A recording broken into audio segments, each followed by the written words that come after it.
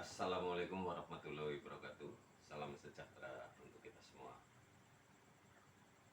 Kembali lagi bersama saya Pangeran Alif Rehman dengan tema mengklarifikasi ke netizen serta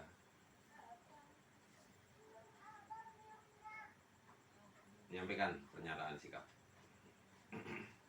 Klarifikasi pertama, satu, yaitu atas ucapan diri saya bersaudara dengan Orde Baru ataupun Paman Soeharto, serta ucapan saya terima kasih melalui retorika lagu tentang free biaya rumah sakit Margono Purwokerto untuk pasien atas nama Suparto, yaitu bapak saya. Netizen menyampaikan memalukan dan sebagainya dan sebagainya. Saya perjelas di sini. Jika saya bersaudara dengan Paman Soeharto dan tidak kenal putra-putrinya, rupanya settingan ataupun kehendak orang tua. Karena pada kenyataannya Paman Soeharto ke rumah orang tua saya, kakak saya Joko Purnomo yang tinggal satu rumah dengan istrinya, disuruh oleh bapak saya untuk ke kampung lain, silaturahmi kepada Wagyo. Jangan pulang kalau belum disusul oleh Marjo dan Dirjo. Nah, di situ pembuktian jika memang setiap kali ada tamu penting, Bapak Soeharto, Kanjeng Gusti Sri Sultan Hamengkubuwono ke-9, tidak ada putra-putrinya dari 17 orang itu, hanya pribadi saya. Sebut memalukan tersebut berarti datangnya ucapan ini dari keluarga dekat saya, dari keluarga pribadi saya. Nah, mohon mengerti, semua dirahasiakan tentang segalanya. Ini tentang urusan negara. Walau hanya sebatas pembahasan pepesan kosong seringnya, tapi saya harus mendengar. Dan dimanapun saya berada pasti dicari untuk turut mendengarkan. Kembali lagi pada rumah sakit Margono, Sumitro sendiri datang ke rumah atas arahan Bapak Soeharto, memohon pendapat, dan sebagai orang tua pengen jelas sejelas-jelasnya. Demi Allah, demi Rasulullah, siap melakukan muhabalah. Dicomotlah saya oleh Mitro, yaitu bapaknya Pak Prabowo dan Dimas Hasim. Dipanggulah saya karena saya masih anak-anak. Pangeran Alit, kelak nanti putra Om menjadi petinggi negara dan terjadi huru-hara, siapa yang kamu bela? Saya sudah diberikan sekepok uang dengan lembaran yang baru. Setelah saya ditanya, mau buat beli apa Mas Pangeran? Saya bilang beli burung dara serta ayam, kesukaan saya, unggas dan merpati. Salah satu biung saya, biung babu, yang menyusui saya, yang sering menggantikan ibu kandung saya untuk menyusui saya. Jadi saya sambil megang kepokan uang dipangku oleh Mitro. Setelah celoteh dari biung babu menyatakan, mendengar jawaban saya membela putra Om demi keadilan. Biung babu menyampaikan, wah pinter karena dikasih duit. Duitnya saya geletakin dan saya berbalik arah. Perlu saya parodiin, saya menghadap Om Mitro. Saya bela sampai titik darah terakhir. jika itu tentang keadilan. Bapak saya nangis mendengar ucapan saya dan ekspresi saya. Mitro pun menangis. Bapaknya Pak Prabowo. Jadi malulah, hai keluargaku sendiri, keturunan Parto Ribut, kalau turut serta campur tangan tentang perjuangan saya di media untuk menggapai segalanya demi rakyat. Terkutuk kalian. Yang saya sampaikan tidak ada tipu daya. Sudah jelas tidak tahu muhabbalah. Karena kalian orang bodoh. Bersumpah di bawah Al-Quran. Semua yang saya ceritakan kebenaran. Adapun panggilan pada sesosok Presiden RI kedua, yaitu Bapak Soeharto, panggilan Paman, dan Kanjeng Gusti Sinuwun Sri Sultan Hamengkubuwono ke-9, juga Paman. Bukan saya. Beliau berdua yang memohon. Enaknya Alit suruh panggil Paman. Karena di bumi Indonesia, di bumi NKRI tidak ada yang panggil kita Paman. Tadinya saya Bapak Pak Soeharto ya Bapak, Kanjeng Gusti Sri Sultan ya Bapak. Tapi dengan permintaan beliau menjadi masuk ke kalbu, itu paman saya. Oke? Jadi jangan membuat malu keluarga-keluarga saya. Kalau tidak tahu, diam. Saya berjuang seorang diri dan saya tidak takut dengan siapapun, ke siapapun, jika itu kebenaran. Sekaligus saya nyatakan sikap. Jika ada yang akan menggoyang ataupun mengganggu berjalannya pemerintahan sah, maka maaf beribu maaf. Sabar saya sudah dari zaman Orde Baru. Untuk menonton, menyaksikan, kali ini sudah waktunya pecah telur. Indonesia harus menerima, Indonesia harus mengawali jaya. Mutlak, demi Allah, demi Rasulullah. Jika seorang Jenderal Prabowo mutlak, presiden terpilih tersebut mutlak demi rakyat semboyannya, di belakangnya Pangeran Alit membawa harta yang tak terhingga atas ridho dan rahmat Allah. Maaf saya perjelas, silahkan lihat jejak media saya. Awalnya sudah saya sarankan, silahkan wakil, masuk wakil. Ditawarin tidak mau, sekarang mau bikin heboh. Aku maju paling depan. Yang tidak Anda ketahui. Oke, terima kasih. Lanjut yang kedua, tentang yang soannya saya ke Istana Negara menemui Paman Soeharto. Aku nggak pernah cerita ke keluarga. Aku di Jakarta ngapain, ketemu siapa, taunya kalian aku kerja. Jangan membuat malu. Hancur kepalanya, hancur gelondongan bambu di kepalaku. Saksinya polisi desa, yaitu Marto Samikun. Bahkan ajudan Paman Soeharto sampai menghentikan dan mengambil bambu dari tangan Bapak dengan nyembah dulu ke Bapak. Kasihan Pangeran.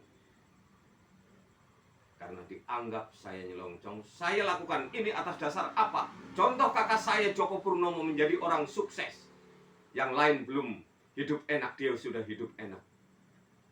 Klumat-klumat saudara kandungnya berucap, pantas dia disekolahin. Jadi saya berprinsip dari kecil untuk berdiri di kaki sendiri. Paham sekiranya kenapa saya harus ke Istana Negara? Kenapa tidak tercatat di Depdikbud? Kenapa saya tidak lakukan kuliah umum? Terjepit dan terhimpit dari kelas 5 SD. Sebuah permasalahan atas adopsi yang dikehendakin Paman Soeharto. Paham sekiranya? Jangan bikin malu dan jangan campurin saya. Saya tidak butuh bantuan keturunan Suparto. Jangan sampai membuat saya murka. cukup berat yang saya bawa. Untuk mewujudkan, telah terwujud, untuk masukkan ke bank aja kerepotan. Jadi masalah nanti kalau tidak resmi. Orang kampung kebanyakan mulut. Jelas sekiranya semua Trawijaya dianggap keluarga. Saya perjelas di sini. Bagi kamu yang bodoh keturunan Suparto, saya kasih tahu. Gusti Diponegoro, anak Brawijaya I. Sang proklamator Bapak Soekarno, putra Brawijaya II.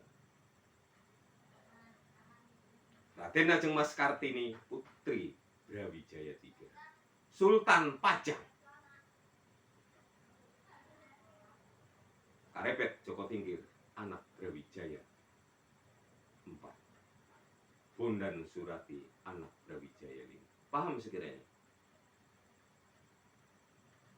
Kalau kamu mengaku bukan turun raja, jelas tidak diperkenalkan karena semua ditutup diam demi amannya Indonesia dan demi berdirinya kokoh demokrasi belajar ini. Kamu tidak tahu tentang negara, sekolahmu sekolah kampung.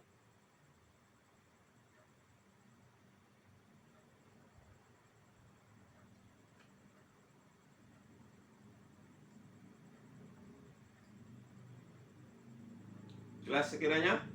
Udah sampai terak keturunan. Kembali pada klarifikasi. Yang ketiga adalah fitnah yang berhamburan di media. Jika seorang pangeran alit maling aguna, saya nyatakan fitnah itu.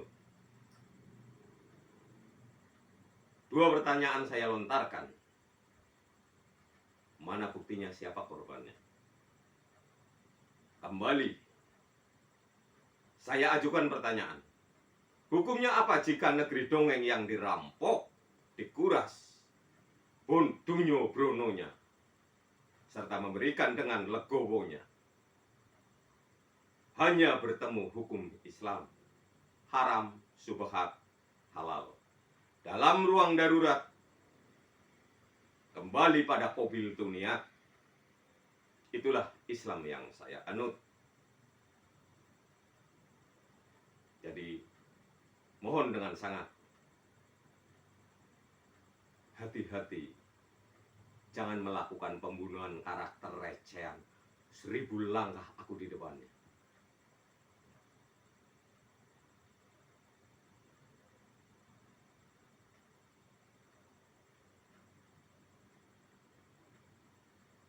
Pernyataan sikap saya tidak melanggar hukum KUHP. Saya tidak melanggar hukum tata negara. Saya tidak melanggar hukum internasional. Segunung yang saya tumpuk, semua atas ridho dan rahmat Allah Subhanahu wa Ta'ala. Ramjadah giring saya bagaikan yang berwajib lagi mengintegrasi terdakwa, persis jurnalis lagi menggiring narasumber untuk mendapatkan berita. Kurang ajar. 4. Di video sebelumnya tentang tata kelola di sekian sesi dari B sampai ke F. Mohon maaf, saya klarifikasi kepada pemerintah RI. Maksudnya saran, bukan saya mencampuri terlalu jauh. Enggak, uang saya aja belum diterima, pengajuan saya aja belum diiyakan. Pengajuan tertulis resmi, saya hanya seorang pangeran, pion paling depan dalam hal ini untuk melakukan. Jikalau udah ada keabsahan, keakuratan, raja saya pasti saya panggil. Jadi jangan merasa pintar sendiri di bumi NKRI. Aku pun punya jago yang masih saya buru. Tapi apakah aliran darah Wijaya juga akan dikesampingkan? Tidak mungkin, karena saya bijak dan mengenali ruang. Ini ruang siapa? Ini haknya siapa? Nah, cukup sekiranya klarifikasi ini. pernyataan sikap saya untuk presiden terpilih juga bukan atas sebatas perjuangan Pak Jenderal. Tetesan air mata papahmu menetes di pangkuanku dan aku berbalik arah menghadap pada papah Anda yang pada intinya asal kebenaran dan keadilan. Seusiaku di kala itu belum tahu tentang politik, belum tahu tentang yang maneka warna. Dan juga bukan karena uang. Pembantu orang tua aku menyampaikan itu karena habis dikasih uang, pinter banget jawabnya. Uangnya saya geletakin dan saya menghadap dengan santunnya. Inilah jika harus diparodikan seperti ini. Jadi saya mohon setelah pelantikan jangan lupa sowan ke ayahanda panjenengan dalam. Terima kasih sekiranya dari klarifikasi kesemuaan itu. Saya nyampaikan mohon maaf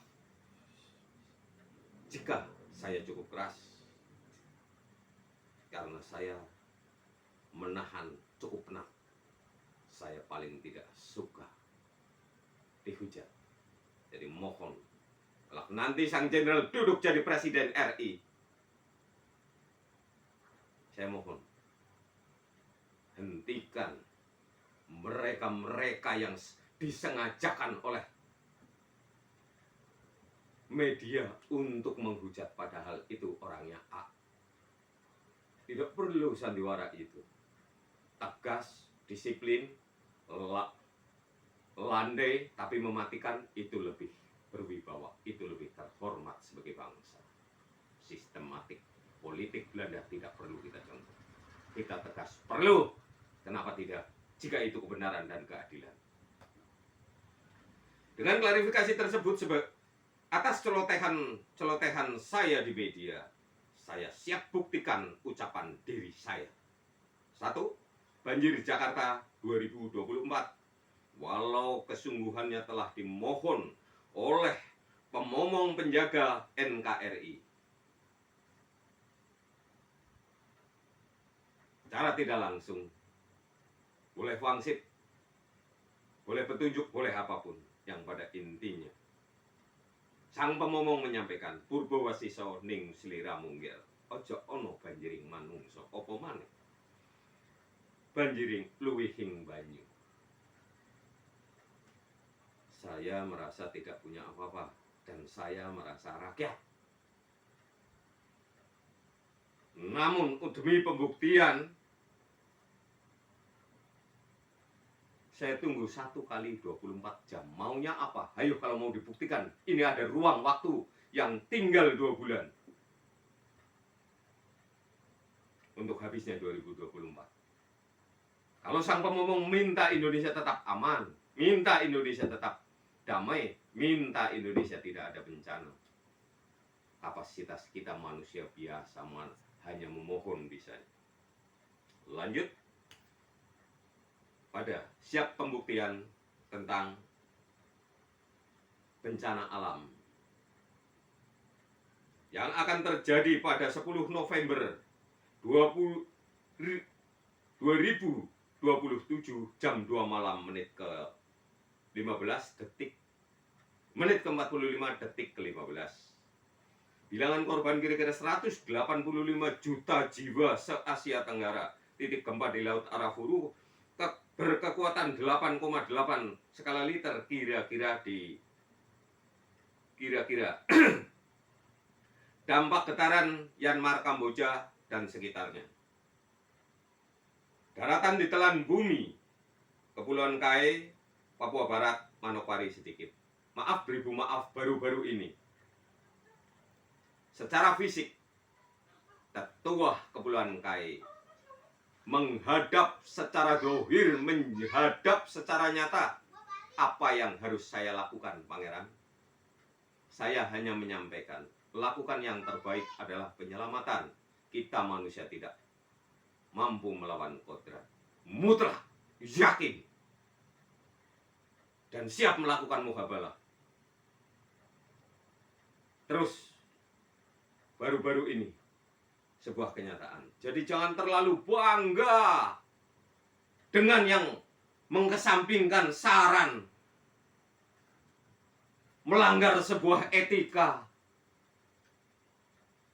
menang. Pertanggungjawaban bukan cuma di dunia, pertanggungjawaban dunia akhirat.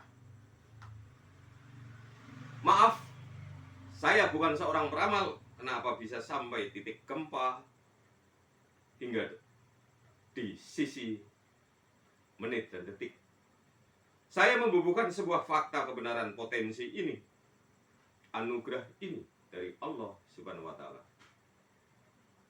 Diri saya ditanya seorang jenderal bintang 2 bagian IT mengaku ini tugas negara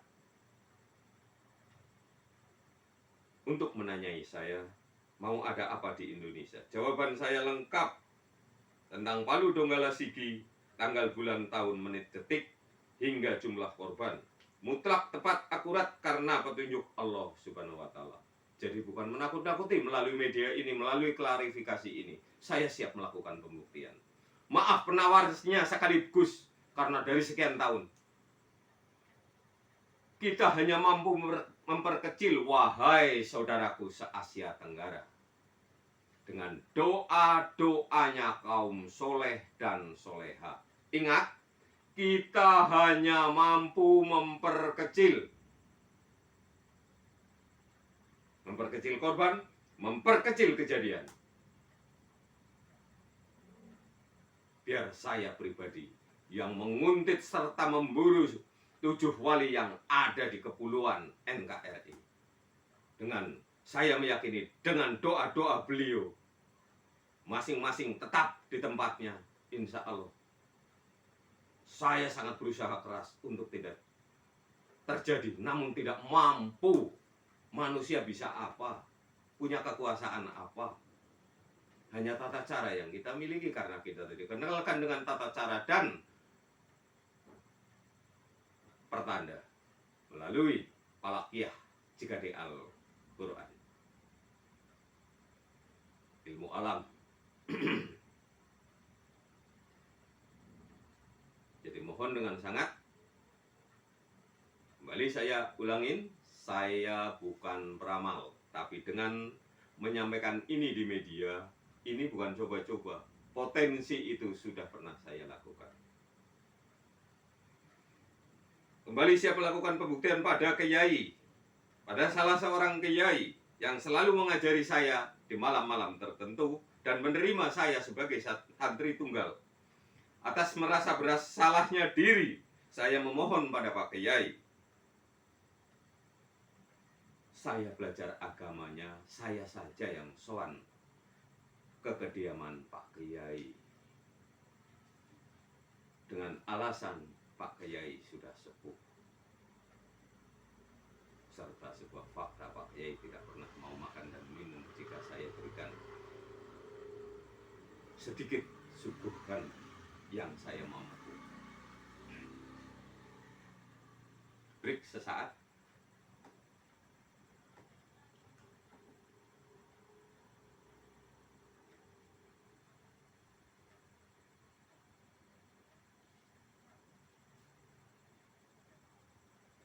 Insya Allah, perjuangan saya dalam visi misi untuk bangsa selalu dalam koridor Islam yang saya anut di lorong pejuang. Itulah janji saya Pak Kiai.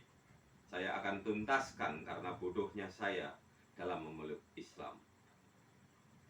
Namun, di celah waktu, saya pun akan menumbangkan mereka-mereka dari segelintir oknum yang berpenampilan persis ulama tapi dengan mulut kotor. Itu penjajahan akhlak di bumi Nusantara.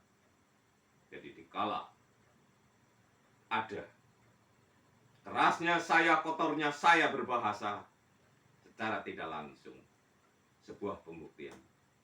Bukan hanya kamu yang bisa kasar, kita pun bisa. Bangsa NKRI pun pintar kalau untuk kasar.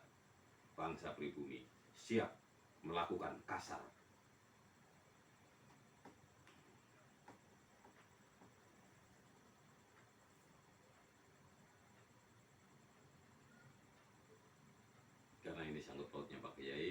mesem-mesem ya temenmu. Wah, modus ini.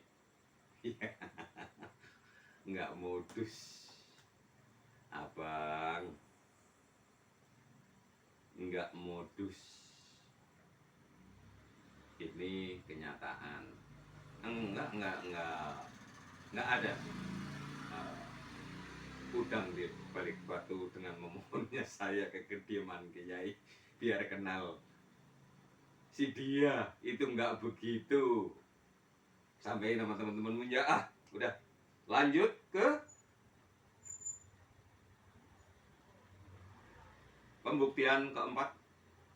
Siap melakukan pembuktian pada komentar saya tentang meluluh lantahkan kaum Zionis atas sisi kemanusiaan yang pada kenyataannya leluhurnya telah membantu kala kemerdekaan RI dan hubungannya cukup erat dengan terah keluarga besar kami yang secara tersembunyi dalam urusan serta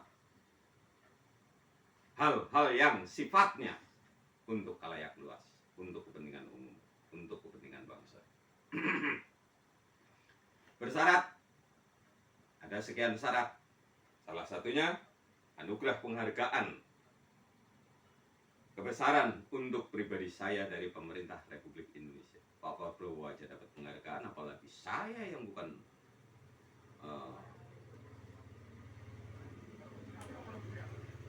tentara nasional Indonesia. Kenapa dulu saya di-cut, nggak boleh jadi tentara? Nah, saya memiliki anugerah lebih, saya pergunakan. Jika negara mau, jika negara berkenan, seizin Allah, atas ridho dan rahmat Allah serta pembuktian pada umat sejagat raya. Jika maha besarnya Allah tidak ada duanya. Melalui lorong pendakian yang saya kenali, pemusnah massal pun akan meletus untuknya. Itulah janji saya. 3-7 hari seizin Allah. Kalau pribadi kita sebagai manusia bisa apa? Punya segi kuasa yang mana? Kita hanya anut mituhu pada sebuah kodrat dan suratan. Mungkin itu sebagian jalan hidup dan mungkin anugerah tersebut diberikan saya sebagai sarana penegak tegaknya keadilan, tegaknya keabsahan ajaran. Allahu a'lam bishawab, kita tidak tahu. Adakah di antara putra bangsa yang lain? Jika ada, mari bergabung.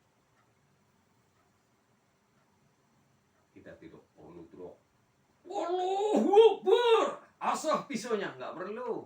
Indonesia tidak perlu seperti itu. Tapi mulut besar perlu juga, tapi siap membuktikan. Oke, sekiranya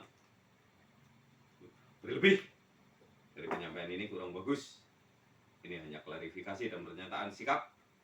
Jadi Brawijaya pun akan terbentur bertemu saya jika pemerintahan berjalan kelak akan diusik. Umur saya sudah tua. Saya sabar menunggu dan ditimang-timang oleh Paman Orba dan Sri Sultan ke-9. Harus dengan keberanian. Aku tidak takut mati untuk melawan siapapun. Demi rakyat. Lepas dari kata takabur, akhir kata, mari istighfar bersama.